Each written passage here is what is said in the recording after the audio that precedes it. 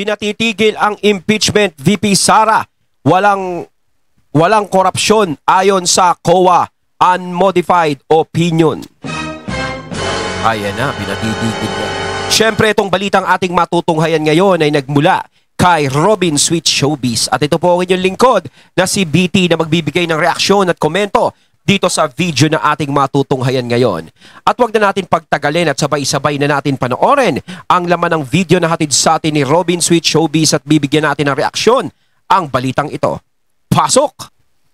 Just in, Vice President Sara binigyan ng COA ng pinakamataas na audit rating. Sa ikatlong magkakasunod na taon, ang Office of the Vice President sa pangunguna ni Vice President Sara ay nakatanggap ng unmodified opinion mula sa Commission on Audit ng pinakamataas na audit rating. Ayan na, tinalakay na natin to kahapon.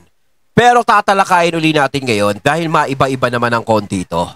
No, pero gusto rin nating iparating na yung mismong COA na ang nagsasabi nito. 'Di ba? Ano pa ba? Ano pa ba ang dapat patunayan? Laging sinasabi ng iba, yung 125 million, di masagot-sagot kung saan. Kaya nga sinasabi ni BP Sara noon, COA na lang yung sasagot noon. Bakit niya sasagutin? 'Di ba? Siyempre kung sasagutin niya yon, pwedeng baka isipin na naman sa kanya, pinagtatakpan niya lang kung ano yung ginagawa niya, ganito, ganyan. Sa iba niya dinala yan. Diba? Para wala nang sabi-sabi, COA na lang ang pinapasagot niya ron. Kaya hindi na siya para magsalita ron.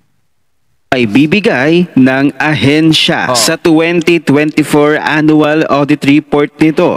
Pinagtibay ng Commission on Audit na ang financial statement ng Office of the Vice President ay tumpak, sumusunod at inihanda alinsunod sa mga pamantayan sa accounting ng pampublikong sektor kahit na sa gitna ng mga pinalawak na operasyon at pagtaas ng mga pangangailangan sa serbisyo. Din sa ulat ang 85.55% na rate ng paggamit ng budget ng OVP sa ilalim ng 2024 General Appropriations Act or GAA na nagbibigay diin sa pangako ng opisina sa mahusay at malinaw na paggamit ng mga pampublikong pondo.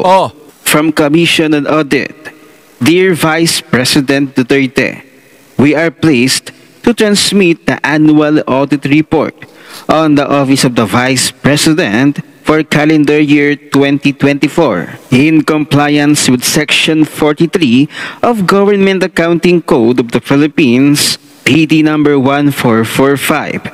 The attached report consists of the Independent Auditor's Report, the audited financial statements, the observations, and corresponding recommendations, which were discussed with concerned management officials and staff, and the status of implementation of prior year's audit recommendations. The audit was conducted to ascertain the level of assurance that may be placed on the management's assertion on the financial statements, determine the propriety of transactions, as well as extent of compliance with the applicable laws, rules, and regulations, recommend agencies improvement opportunities, and determine the extent of implementations of prior year's audit recommendations. Moreover, the audit was conducted in accordance with the international standards of supreme audit institutions.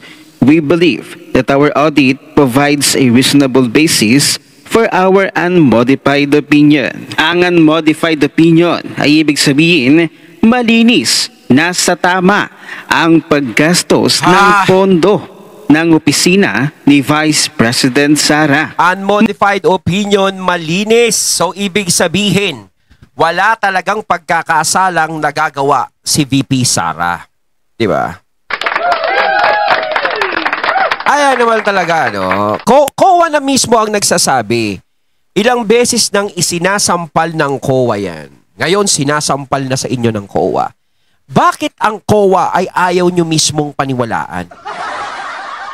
Gustong-gusto kasi nila na lumabas sa sariling bibig ni VP Sara yung mga itinatanong nila about dyan sa mga pondo-pondo na yan. 'Di ba? Samantalang si VP Sara, ang sinasabi niya nga, para mas makasigurado kayo, mas maganda sa ibang tao nyo na malaman, hindi sa kanya. 'Di ba? Kasi maaaring pag nagsalita siya, sabihin nyo, pinagtatanggol lang niya yung sarili niya eh. Nagpapalusot lang siya eh. Ganun lang eh. So mas maganda niyan para wala na kayong masabi. Mismong COA na ang magsalita. So nagsasalita na ngayon yung COA. Pero napakadami pa rin hindi naniniwala. Ewan ko ba kung bakit type kita. Diba? Ang gulo-gulo nyo. Diba? Ayaw, pinipilit nyo talaga. Pinipilit nyo. Nako! Hindi maipaliwanag yung 125 million na yan. Million na yan. Million. Kurap yan. Samantalang, ayan o. Yung COA o. Ang linaw-linaw na. Marunong ba kayong umintindi? Diba? Dapat naiintindihan nyo yan.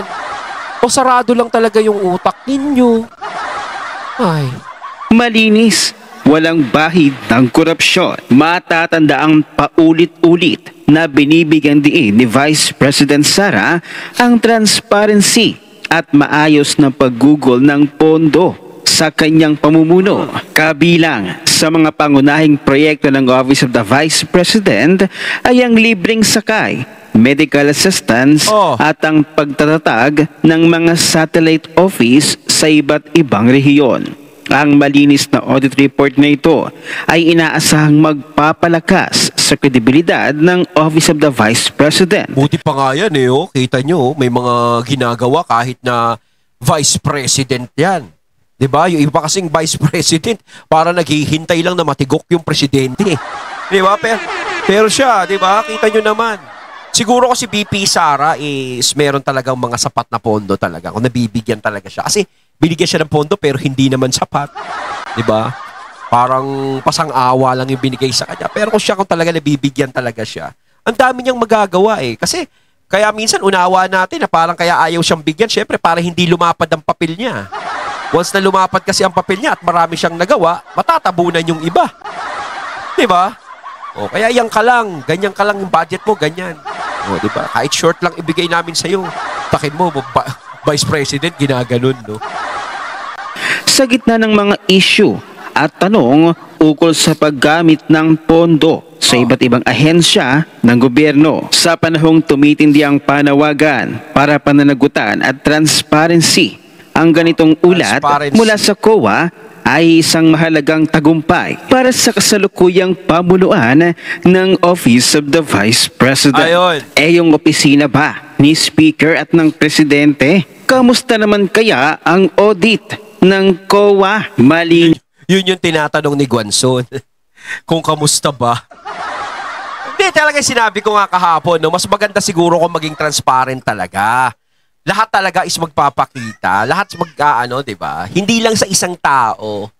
Kasi talagang nakatutok lang talaga ngayon kay VP Sara eh. Kailangan si VP Sara maglabas ng ganito, kailangan patunayan mo yung ganto, ganyan. Parang dala-dala niya nga yung parang siya yung buong dekada na nagpahirap sa bansa.